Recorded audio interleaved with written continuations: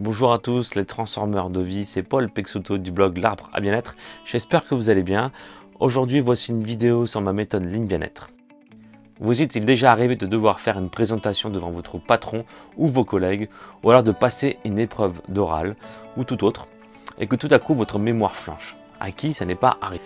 Il y a en effet des moments dans la vie où vous avez beau avoir tout préparé minutieusement, mais subitement vous oubliez tout et perdez tous vos moyens. Je vais alors vous livrer une technique imparable pour ne plus être submergé par le stress. Dans ma méthode Lean Bien-être, je vous explique l'importance d'être conscient de ses points faibles en répertoriant à travers un travail d'introspection sur une fiche casse les symptômes en relation avec un agent stressant. Pourquoi est-ce si important? Votre cerveau a donc enregistré cet événement visuel et émotionnel dans sa banque de données qu'est le subconscient, et sans que nous nous en rendions compte, ce stress est alors réactivé.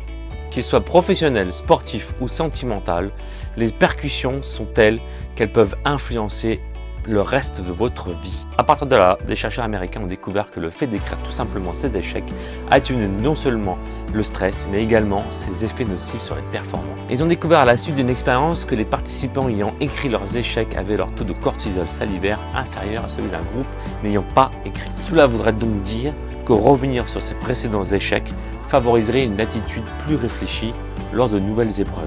Ils ont même été plus loin en faisant passer le test dans un appareil IRM. Cela a révélé que plus l'échec avait été intense à l'époque, mieux les sujets réussissaient le nouveau test et moins les zones de leur cerveau associées aux émotions négatives s'activaient. Donc d'après le chercheur Brian Dimelecki, écrire à propos d'échecs intenses procure les plus grands bénéfices cognitifs. Ainsi, lorsque vous écrivez, vous libérez de ce fait les énergies et émotions négatives accumulées en vous.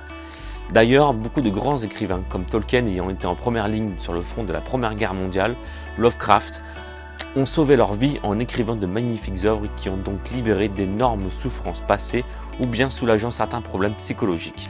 Ainsi, si vous souhaitez vous libérer de problèmes que vous ruminez, comme des problèmes familiaux ou bien professionnels, prenez une feuille et écrivez ce que vous ressentez. Autre exemple, si vous rencontrez un conflit avec votre supérieur et vous ne pouvez pas le lui dire, écrivez-lui une lettre mais que vous ne le remettrez pas. De plus, si l'émotion est forte, gribouillez-la en laissant cette énergie se libérer à travers votre main.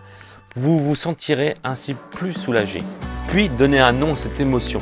Et si vraiment vous ressentez qu'elle vous fait du mal et que vous n'en voulez plus, froissez-la ou déchirez-la, puis jetez-la dans une poubelle en disant à haute voix que vous n'en voulez plus, tout simplement. Que cette émotion n'est pas la vôtre.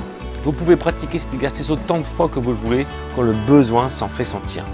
Toutefois, voici un conseil en or. N'attendez pas que votre émotion vous submerge, qu'elle soit trop forte.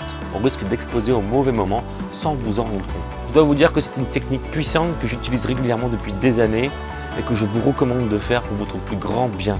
Une technique qui a changé ma vie et qui peut donc transformer votre vie. Alors maintenant, n'attendez plus et expérimentez-la.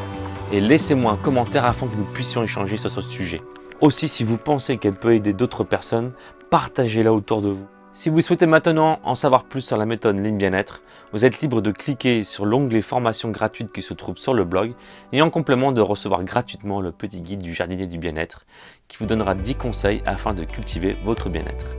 Voilà, maintenant cette vidéo est terminée. C'était Paul Peixoto du blog L'Arbre à Bien-être. Prenez soin de vous et soyez les transformeurs de votre vie. Je vous dis à bientôt.